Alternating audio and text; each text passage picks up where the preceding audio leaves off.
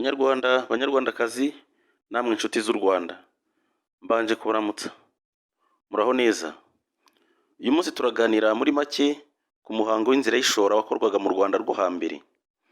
Ibi mbikoreye kubera impamvu ebyiri zitandukanye. Hari Abanyarwanda benshi bigora kumva igikorwa umwami Mutara wa gatatu Rudahigwa yakoreye u Rwanda n'Abanyarwanda mu nzira y'ubukristo. Bagakeka ko ubwo bo atari abakristo, ibyo bitabareba.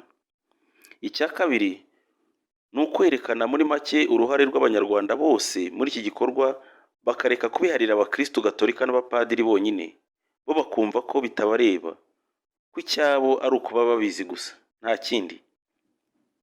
Ndagerageza gusobanura muri make icyo uyu muhango w'inzira y'ishora wari ugamije mu Rwanda rwo hambere, mu myaka nka 200 yashize.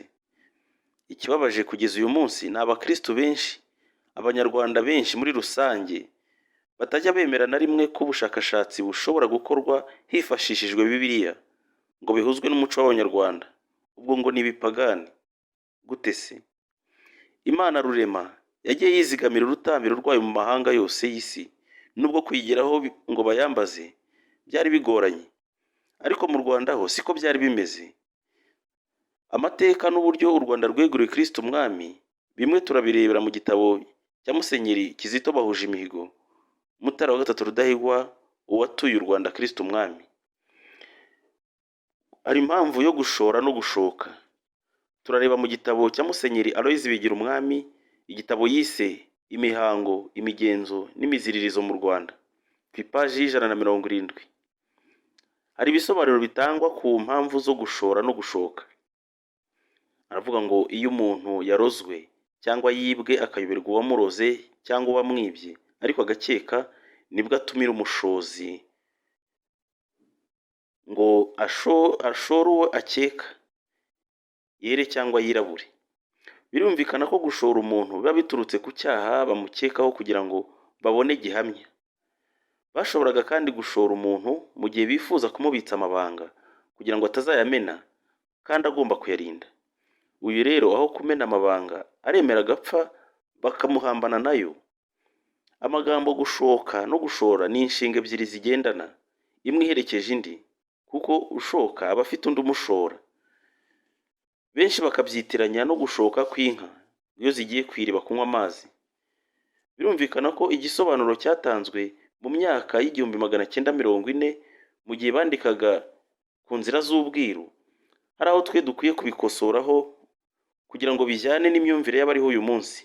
Aho bavuga abami b'inka, twereka tuvuge abami b'imitsindo, kubera ko inka niyo yari ishingiro ry'imihango, ikaba ishingiro ry'ubukungu mu gihe cyo hambere, ikaba igitambo cyo gusaba imbabazi ku Mana cyangwa igitambo cyo guhuza abantu n'Imana. Ibikoresho byo gushora muri rubanda rusanzwe, ibyo bakoreshaga ni rwiziringa, ni umuhoro, ni ihembe, ni inkoko, agataro, umuringa, ikibabo, indarama, ibuturabuguma, urutete, umuhoko, ingoma, icumu n'inkota, igihango, icyuma n'umuhimba n'ibindi byinshi. Habagaho rero gushoka bya rubanda, hakabaho no gushoka bikozwe n'umwami. Muri ibi bikaba bigenewe umwami, bikaba bireba igihugu cyose n'abagituye. Mu gihe cya kera umwami niwe wabaga ari umuherezabitambo mukuru ugeneye imihango yose irebana n'Abanyarwanda bose n'aho baherereye kuri iyi si. Inzira y'ishora ikozwe n'umwami. Iyo umuntu asesenguye neza ibikorerwa muri uyu muhango, abona neza ko uyu muhango wari ingenzi, ukaba indashyikirwa mu buzima bw'abami b'i Rwanda n'abakurambere babo. Muri uyu muhango kandi hagaragaramo umubano uzira amakemwa ku Mana y'u Rwanda, ku bakurambere b'u Rwanda n'abazima bakiriho bagihumeka mu Rwanda. Uyu muhango w'inzira y'ishora hari hagamijwe gukemura ibibazo bikurikira. Hari ibibazo bakemura ku bakiri bazima. Hari ukugira uruhare rufatika ku iyobokamana ribakorerwa, nko kwirinda akajagari mu iyobokamana, kuko umwami w'u Rwanda niwe ugaragariza Abanyarwanda Imana bazasenga, akayemeza mu gihugu hose bikoreye mu nzira y'ishora. Hari gutangira igisekuru gishyashya kitarangwamo ubwandu. Ibi bikagaragazwa n'urumuri rushyashya ubwo umwami n'abanyamihango be babyaraga umuriro, cyangwa mu mvugo y'ubu ngo bacanaga umuriro ugenewe ibisekuru bizaza. Ikindi ni uguhabwa imbabazi rusange ku byaha byose byakozwe. Hari ugutanga ubwenegihugu ku mpunzi zahungiye mu Rwanda. Hari ukwirinda akajagari mu mihindagurikire y'ibihe. Ntihabeho ko abantu bamwe binjira mu iterambere cyangwa se babona amakuru bakayihererana. Ni ukuvuga ngo ibintu byinshi byakorerwaga mu nzira y'ishora. Hari no guhuza Abanyarwanda bose mu gikorwa cyo kumenyana. Ku Mana ruremaho twavuga hari ibintu bitangaje ku bakurambere b'Abanyarwanda muri iyi nzira y'ishora. Umwami yasabaga Imana guha Abanyarwanda ibyo yabonaga ko hagize ubimusaba atabona igisubizo, kandi n'ubusanzwe rubanda bamubonagamo nyagasani. Ni nyagasani mwami, ariko ntabwo ari nyagasani Imana. Hari amasengesho ubona ko yari afite uburemere muri icyo gihe cyo hambere. Amasengesho akozwe n'umwiru mukuru w'umutsobe. Yavugaga isengesho apfukamye, agasaba Imana ngo Abanyarwanda bagire umutima muzima. Akabasabira uburame, akabasabira ubusugi, agasaba amata, ubuki, ngo bagire inturire. Ibi byose nta bushobozi umwami yarabifiteho. Ni Imana ubwayo ibigena. Umutsobe mukuru akavuga ati gahorana Imana Kigali. Aya ni amagambo yavuzwe kuva kera, kuva ku ngoma ya Cyilima Rugwe. Turebe isengesho ry'umwiru mukuru. Umutsobe mukuru yajyaga kuri Mont Kigali ku musozi wa Karama. Ati gahorana Imana Kigali, tuje kwenda imitima y'ingoma, ngo umwami mu Rwanda agire umutima, ingoma mu Rwanda zigira umutima, abagabo mu Rwanda bagira umutima, abagore mu Rwanda bagira umutima, inka mu Rwanda zigira umutima, u Rwanda rwose rugira umutima. Uri umurame, umwami wacu abe umurame, ingoma mu Rwanda zibe umurame, abagabo b'i Rwanda babe umurame, abagore b'i Rwanda babe umurame, inka mu Rwanda zibe umurame, u Rwanda rwose rube umurame. Aya ni amasugi, umwami abe isugi, ingoma z'i Rwanda zibe amasugi, abagabo mu Rwanda babe amasugi, abagore mu Rwanda babe amasugi, u Rwanda rwose ruhorana amasugi. Aya ni amata, umwami wacu ahorana amata, ingoma z'i Rwanda zihorana amata, abagabo mu Rwanda bahorana amata, abagore mu Rwanda bahorana amata, u Rwanda rwose ruhorana amata. Iyi ni inzoga y'ubuki n'inturire. Umwami ahorana ubuki n'inturire, ingoma zihorana ubuki n'inturire, abagabo bahorana ubuki n'inturire, abagore bahorana ubuki n'inturire, u Rwanda rwose ruhorana ubuki n'inturire. Ni isengesho ry'umutsobe mukuru mu nzira y'ishora. Umwami we bwite ari kumwe n'umwiru w'umwene Nyabirungu, cyangwa se ari kumwe n'umwiru wo mu Kabagari, bongera gusubiramo isengesho rimeze nk'iryo, bagasabira Abanyarwanda n'amaboko yose y'u Rwanda ngo bahore ari ubuhoro, kandi bahora ari urusizi na mbizi. Urusizi ni umugezi uva mu Kivu ukiroha muri Tanganyika. Ni akagezi gatembera mu kiyaga, gafite isoko mu kiyaga kakajya mu kindi kiyaga. Ni akagezi gateye kwibaza uburyo ikiyaga kiba isoko y'ikindi kiyaga. Mbizi ni izina rihabwa Nyabarongo mu rurimi rw'imihango, kuko iyo mu rurimi rusanzwe iyo bigiye mu mihango akenshi imvugo zihindura inyito. Nyabarongo aho iva mu isoko ryayo ntihakama, kandi aho itembera ntihuzura. Ibyo byaberaga igitangaza Abanyarwanda nabo bakifuza kuba ari urusizi na mbizi. U Rwanda ntirubura abarutura, kandi aho bajya naho bahore ari Abanyarwanda. Ibi bivuga ngo inka n'Abanyarwanda bamere gutyo, bajye bava mu gihugu bajye mu kindi bisanga, babe indakumirwa. Umwami yongera gukora isengesho ari kumwe n'abandi biru, bagasubira mu isengesho ryo gusaba ubusugi ku mwami, ku bagabo n'abagore, ku nka z'i Rwanda, no ku gihugu cy'u Rwanda, bagasaba inturire n'ubuki, bagasaba umutima muzima ku banyarwanda bose no ku gihugu cyose, bagasaba uburame. Mu muhango w'inzira y'ubwimika, umwami wese w'i Rwanda yasabaga Imana ngo abanyarwanda bose babe inziga, yewe no ku matungo yaba inka n'igihugu cyose, byose akabisabira inziga, byose bizabe byiza kandi binogeye amaso. Abanyarwanda ntibazabyara ibihindugembe bitagira isura, bitagira umuco.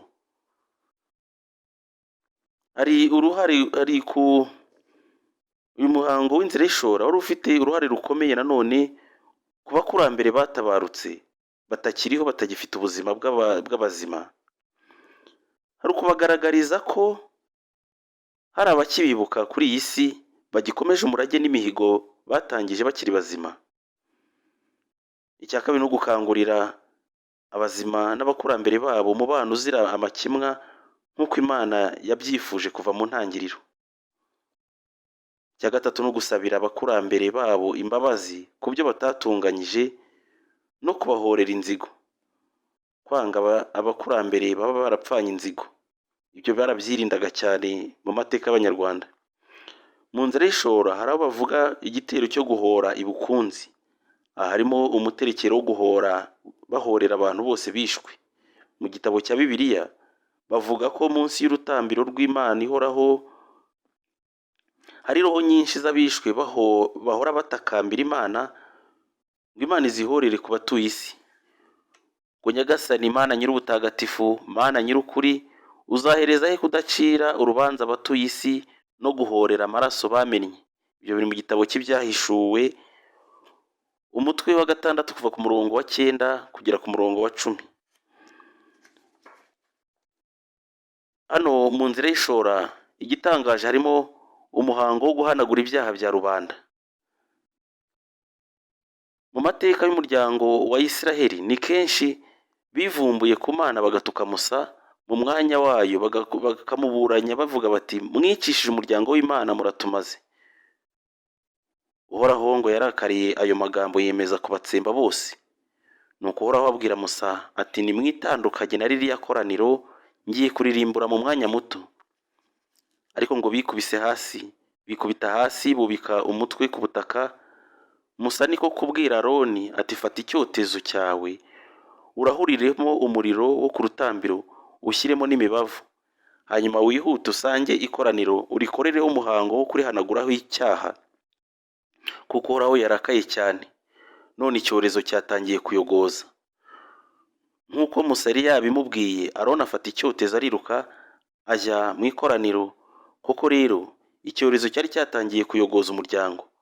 Ashyira umubavu mu cyotezo maze akora umuhango wo guhanagura ibyaha ku muryango. Ahagarara hagati y'intumbi n'abakiri bazima, maze icyorezo kirahosha. Biri mu gitabo cy'ibarura abandi bita kubara, umutwe wa 17 kuva ku murongo wa 9 kugera ku murongo wa 13. Iyo usesenguye neza ibivugwa kuri uriya muhango w'ubwiru bw'inzira y'ishora, hari aho usanga rwose uyu muhango wo guhanagura ibyaha by'imbaga yacumuye ku Mana Abanyarwanda bo hambere barabyubahaga cyane. Kandi koko murabona ko bifitanye isano n'imihango yakorwaga muri Isiraheli ya kera, uko bari barabitegetswe n'Imana ihoraho. Imihango yakorwaga n'abami b'imitsindo mu bihe byo hambere, usanga hari byinshi bihura n'iby'umuryango wa Isiraheli wari warahawe. Mbese ugakeka ko hari amasano bafitanye, cyangwa se bamwe bigana abandi. Ntawamenya niba mu bihugu byose byo ku isi uyu muhango wo guhanagura ibyaha by'imbaga yacumuye ku Mana warakorwaga. Ariko mu Rwanda ho ibijyanye no guhumanura imbaga yacumuye ku Mana byarakorwaga kenshi, kandi bigakorwa n'umwami w'imitsindo. Inzira y'ishora rero harimo umuhango wo guhanagura ibyaha. Turebe mu gitabo cy'Abalewi umutwe wa 16 kuva ku murongo wa 32 kugera ku 34. Ngo iri rizababera itegeko ridakuka. Ku munsi wa 10 w'ukwezi kwa 7, ari umunyagihugu kavukire cyangwa umunyamahanga barimo, mwese muzareke kurya kandi mwoye kugira umurimo mukora. Koko rero kuri uwo munsi niho bazabakoreraho umuhango wo kubasukura. ubwo rero imbere y'Uhoraho muzaba muhanaguweho ibyaha byanyu byose. Urangiza umuhango wo guhanagura ibyaha ni umuherezabitambo wasutsweho amavuta yo gusiga, kandi akaba yareguriwe uwo murimo mu kigwi cya se. Akaba yambaye imyenda ya hariri mitagatifu, maze agakorera ku ngoro, ku ihema ry'ibonaniro no ku rutambiro umuhango wo guhanagura ibyaha. Azawukorera no ku bandi baherezabitambo no ku iteraniro ryose ry'Abayisiraheli. Iryo ni itegeko ridakuka ryerekeye umuhango ugamije guhanagura ibyaha byose by'Abayisiraheli. Biri mu gitabo cy'Abalevi, umutwe wa 16 kuva ku 32 kugera ku murongo wa 34. Muri iyi nzira y'ishora kandi harimo umuhango wo gusenda roho mbi, kwirukana roho mbi, cyangwa se abakurambere baba babangamiye abazima. Muri iyi nzira y'ishora, umuherezabitambo wungirije akora umuhango wo gusenda abakurambere roho mbi bari basanzwe baterekerwa mu gihugu. Hagakorwaho umuhango wo kwambaza abandi bakurambere bashyashya. Dore agace ko mu bwiru kabivuga. Umutsobe agasohora ingoma akayishyira ku karubanda, akayiha umurishyo agira ati: nciye abazimu, umuntu aterekere se na sekuru uwo yishakiye, abandi bose bavuyeho. Biri mu gitabo cy'inzira y'ishora, mu muhango w'inzira y'ishora, mu gitabo cya La Royauté Sacrée, umukarago w'igihumbi 210. Aha ni mu gihe kiyobowe n'umukurambere. Turareba muri uyu muhango w'inzira y'ishora, imihango ntabwo ari abantu bicara hamwe ngo babyihimbire uko bashaka. Hari umunyabubasha uba wabibagaragarije, kuko Imana itajya itererana abantu bayo. Hari ubwo habaho guhurirana kw'ibintu, icyo mu Gifaransa bita coincidence, umuntu akibaza uko byagenze, ariko reka tubiharire abandi bashoboye gusesengura, buri wese mu busesenguzi bwe. Gusenda roho mbi ni mu gihe, kuko roho mbi cyangwa abazimu si bo Mana, nabo bashoboraga gukora ibyaha bigatuma bigizwayo. Igihe rero umutsobe mukuru, umuherezabitambo wungirije, arangije gusenda roho mbi mu izina ry'umwami, amacumu yatabarutse mu bukunzi mu gitero cyo guhora, bamaze no kuyashyingura imushyiga ahitwa ku musozi wa Bwegekangabo mu Kingogo, batekerezaga yenda ko aya macumu yakoreshejwe mu byaha ashobora kubarega, bagahitamo kuyajugunya bakajya imbere y'Imana ari abere. Ibyo ntawamenya umuhango uko ukorwa, ariko tuzagenda tubibona buhoro buhoro uko iminsi izagenda iza, uko Imana izagenda ibitwemerera. Ubwo rero hakurikiraho umuhango wo guhuza imigogo na rubanda. Dore agace ko mu bwiru kabivuga muri iyi nzira y'ishora. Ngo imigogo igaterana na rubanda, abatsobe bagahabwa igihango bose n'uwari imusozi,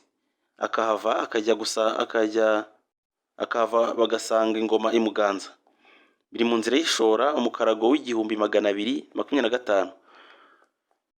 Turabyumva neza ari uko tubanje kubihuza n'uriya murongo muri Bibiliya, ari nako dusobanukirwa ku misozi n'uturere uyu muhango wakorerwagaho. Guhagarara hagati y'intumbi n'abakiri bazima, maze icyorezo kigahosha. Uyu muhango w'inzira y'ishora waberaga mu misozi n'utubande bya Kigali. Imisozi ya Kigali hari Kigali Karama, Kigali Nyamweru na Kigali Kanyinya, ariko abandi bagakeka ko ari Kigali ya Jari. Umusozi wa Kanyinya ukaba ubereyeho indi mihango, ariko turafata Kigali Jari. Ni imisozi 3: Kigali Karama, Kigali Nyamweru na Kigali Jari. Reba uko ikarita y'u Rwanda ikoze, urabona umusozi wa Kigali Karama, umusozi wa Kigali Nyamweru, umusozi wa Kigali Jari. Ni imisozi isa naho itandukanyijwe n'uruzi rwa Nyabarongo n'uruzi rwa Nyabugogo. Kigali Nyamweru bahita ngo ni ibwima kwa Cyabakanga, ni umusozi uri mu Nduga. Uyu musozi bavuga ko wari uhagarariye ibikorwa by'ijuru n'abarituye bose, kuko umwami ukora imihango y'inzira y'ishora aturuka mu Nduga ku butaka butagatifu buzira ubwandu, aho bitaga mu ijuru rya Kamonyi, akaruhukira ku musozi wa Nyamweru. akazawuhagurukaho yerekeza mu Bwanacyambwe ahakorerwaga imihango yo guhumanura no gucungura abatuye isi. Iyo umwami w'imitsindo rero Mutara cyangwa Cyilima arangije gukora uyu muhango, kirazira ko yasubira mu Nduga ku butaka butagatifu.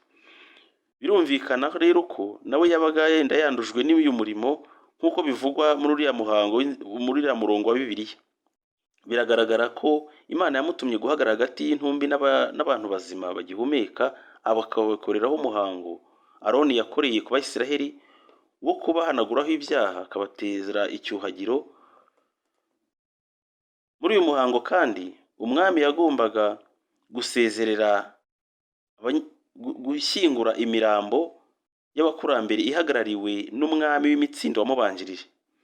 Muri uyu muhango kandi nibwo abanyamahanga bahabwaga ubwenegihugu hakurikijwe uko amategeko y'u Rwanda yabigenaga. Umwami agasezerera abanyamahanga, uwamucikiye n'uwacikiye se n'uwacikiye sekuru, ariko uwacikiye sekuruza aba ari rubanda mu bandi. Turareba ku mukarago wa 40. Ubwo Abisiraheli bari bagarutse mu gihugu cyabo bavuye i Babuloni, Nehemiya yongeye gukora uyu muhango, atandukanya Abayisiraheli gakondo n'abanyamahanga, akora umuhango wo gusaba imbabazi ku Mana ihoraho. Turebe mu gitabo cya Bibiliya, mu gitabo cya Nehemiya umutwe wa 9 ku murongo wa 2. Aravuga ngo nuko abo mu bwoko bwa Isiraheli bivangura n'abanyamahanga, maze bishinja ibyaha byabo, barabyicuza hamwe n'iby'abasekuruza babo. Ibyaha by'abasekuruza byagiye bigira ingaruka zitari nziza ku buzima bw'umuryango wa Isiraheli. No mu masengesho ya Zaburi hagaragaramo imihangayiko y'ibyaha by'abakurambere babo. Si mu muryango wa Isiraheli gusa, no mu Rwanda rwacu ubona ko byari ikibazo ku bakurambere babo. Dore uko amasengesho ya Zaburi abivuga. Zaburi ya 78 ku murongo wa 5 kugera ku wa 6 ngo yashingiye itegeko Yakobo, ashyiraho amabwiriza muri Isiraheli. Ategeka ababyeyi bacu kubimenyesha abana babo, kugira ngo ab'igisekuru kizaza babimenye, ari bo bana bazavuka, ngo nabo babigeze ku mbyaro zabo. Muri Zaburi ya 79 ku murongo wa 8 haravuga ngo ntuduhore ibyaha by'abasokuruza bacu, ahubwo udusanganize impuhwe zawe, kuko tugeze ahaga. Turongera turebe Zaburi 109 ku mutwe wa 14 ku murongo Zaburi 109 ku murongo wa 14 n'umurongo wa 15. Ngo ibicumuro by'ababyeyi be biributswe Uhoraho, icyaha cy'umukecuru we cyoye guhanagurika, maze atsembe ku isi cyatuma babibuka cyose. Birumvikana ko umuryango wa Isiraheli wari uhangayikishijwe n'ibyaha by'abakurambere babo kandi batanabizi, ariko bakabyicuza, bakajya imbere y'Imana bagakora umuhango wo kwicuza ibyaha by'abakurambere babo, nubwo ntabyo babaga bazi, ariko bakabyicuza. Mu magambo asa n'indahiro, Nyagasani Imana yivugiye ko atazareka guhanira ibyaha by'abakurambere mu bana babo kugera mu gisekuru cya 3 n'icya 4 cy'abayigomekaho.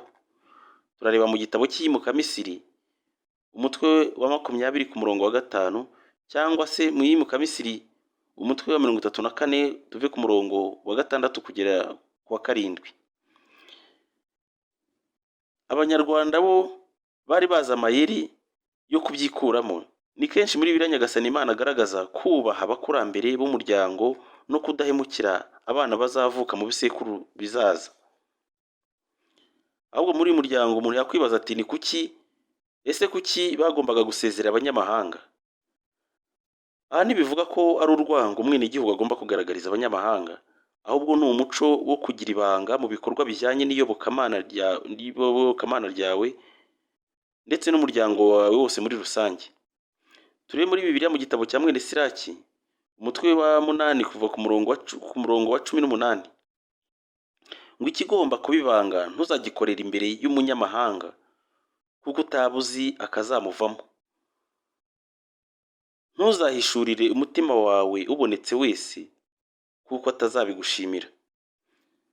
Akenshi rero icyo abenegihugu bita cyiza, abanyamahanga bo bakibonamo ishyano rikwiye kwamaganwa. Ngo agahugu umuco akandi umuco, niko Abanyarwanda babivuga. Turebe umusozi rero wa Karama. Umusozi wa Karama ni umusozi uherereye mu gihugu kera bahitaga mu Bugesera, kuko Bugesera bwigeze nabwo kugera kuri Nyabugogo mu masangano ya Nyabugogo na Nyabarongo. Iyi misozi yo mu Bwanacyambwe, Muhima, Nyamirambo n'uriya wa Karama ni imisozi ubona ko ihagarariye abantu bakiri bazima, kuko Abanyarwanda bose bagejeje ku myaka y'ubukure basabwaga kwerekeza muri iyi misozi yo mu Bwanacyambwe ahegereye Karama nyine. Ni ukuvuga mu misozi ya Nyarugenge yose kugera ku Kicukiro hirya. Hahoze igiti kinini kiranga ihuriro ry'abahabye, cyahoze hariya hubatse Telecom House hafi y'ishuri rya EPA. Umusozi wa Karama rero wakorerwagaho imihango n'imitongero y'ingoma, bakavuga bati gahorana Imana Kigali. Ni imvugo nk'uko twabibonye yatangiye mu nzira y'ishora, ntabwo uzi igihe inzira yatangiriye mu Rwanda, gusa ibitekerezo bivuga ko Cyilima Rugwe ari we watangije inzira y'ishora. Iyo umuntu ashishoze neza abona ko ibirari by'insigazina bigihari. Turebe nk'agakinjiro, bigaragara ko ariho bakinjiraga amatungo yo kugaburira abantu bitabiriye umuhango. Akaba ari nayo mpamvu impyisi zahoraga zizerera hafi aho ngaho bitewe n'ibisigazwa by'ibiribwa nk'amagufa y'inka byahasigaraga, bigatuma amateka twibutsa ko hari umuhima w'impyisi. Nyamirambo, abantu bakeka ko arahashyingurwaga imirambo y'abapfuye bakiri muri uyu muhango. Turebe mu Kanogo, aho rubanda yavomaga amazi atagenewe imihango nk'ayo kwiyuhagira cyangwa gutekera ababo. Amazi agenewe imihango yo yavomwaga ku mariba yagenwe. Turebe ku iriba rya Mazimpaka cyangwa ku ibuye rihetse irindi rya Nyabugogo. Hakaba n'iriba rya Rwezangoro n'ahandi henshi bavomaga amazi agenewe imihango. Nyuma y'imihango yose irebana n'inzira y'ishora, umwami yategekanaga n'umwana we bakoranye inzira y'ishora, kuko muri uyu muhango umwami nawe yagombaga kwereka Abanyarwanda bose umuzungura we ku ngoma. Ku mukarago, mu nzira y'ishora ku mukarago wa 690, ngo nubwo bwonyine abiru bose bamenya umwana w'umwami uzima, ubundi abazwi n'umuntu umwe cyangwa babiri babibwiwe na se. Mu gihe rero cya Cyilima Rugwe yategekanye n'umuhungu we Kigeli Mukobanya, bakavuga ko n'umwuzukuru we wa Cyilima Rugwe Mibambwe Mutabazi nawe yitoje gutegeka akiri uruhinja akiri muto. Mu gihe cya Cyilima Rujugira n'umuhungu we Ndabarasa niwe wayoboraga igihugu cyose ku mpamvu zivugwa mu nzira y'ishora. Uyu Ndabarasa akaba yarakunze kwibera mu ndorwa kubera impamvu zivuye ku ndago yahawe ngo u Rwanda rubashe kwigarurira indorwa yose, ndorwa y'ubutumbi na ndorwa y'ubushengero. Uyu mwihariko wo kuyobora igihugu umwami ari kumwe n'umwana we uzamusimbura ku ngoma biri ku bami b'imitsindo gusa. Abami b'imitsindo twabonye ko bafite izina rya Cyilima cyangwa bagatwara izina rya Mutara. Bavuga ko Kigeli Rwabugiri yabigerageje bikamubera icyaha kitazasibangana mu mateka y'u Rwanda. Ibi byo gukora inzira y'ishora akareba kari mu nda y'ingoma akimika umuzungura we byamuteranyije n'abiru ba Karinga. Ariko we akabemeza ko mu gihe ise Rwogera yapfuye adakoze iyi mihango, ubwo we yamusimbuye ku ngoma byumvikana ko anamusimbuye mu mihango. Bigera ubwo yimika Rutarindwa ngo bategekane. Ibi byamukururiye ibyaha mu biru n'ibyegera bye.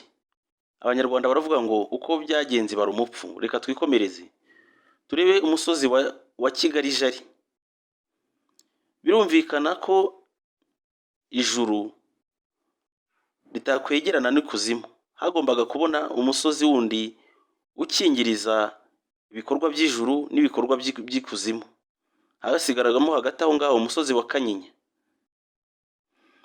Iyi misozi niyo ihagarariye abakurambere b'abantu bapfuye bose mu myaka 70 yashize. Ni ukuvuga ngo kuva ku nzira y'ishora kugera ku yindi hari intera y'imyaka ikabakaba nka 70. Ni naho rero kuri uyu musozi wa Jari imirambo y'abami yabaga iteraniye itegereje kuzashyingurwa i Rutare i Nyabijunde.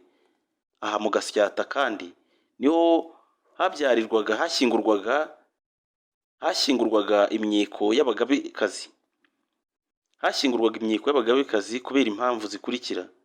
Hari impamvu yo gushyingura imyeko y'abagabekazi. Mu kinyarwanda gisanzwe, iyo umubyeyi apfuye afite abana, iyo gihera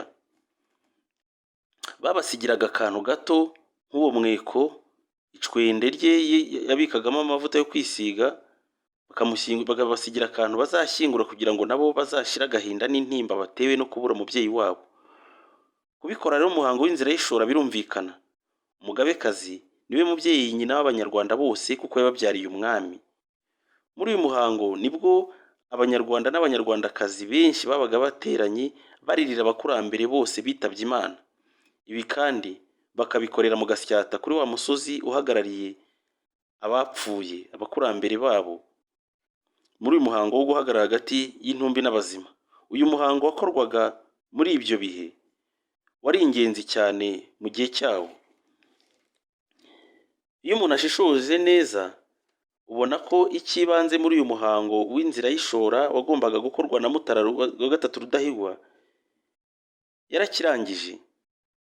Icy'ingenzi kwari ukwereka Abanyarwanda bose Imana bazasenga. Yagombaga gusezerera abakurambere bose na roho mbi zose, akabisezerera mu muhango w'inzira y'ishora, akagaragariza Abanyarwanda Imana bazasenga. Izindi nkuru wazisaba mu gitabo cyanditswe na Musenyeri Kizito Bahujimihigo, Mutara wa gatatu Rudahigwa uwatuye u Rwanda, Kristo umwami. Murakoze. Ubutaha yenda tuzabagezaho uko u Rwanda, Abanyarwanda, ituro ritagatifu rya Kristo umwami. Ese iryo turo rirahebuje ku buryo ryakwakirwa mu ijuru ritabanje gutagatifuzwa n'umuherezabitambo mukuru. Naho ubutaha turacyari kumwe. Murakoze.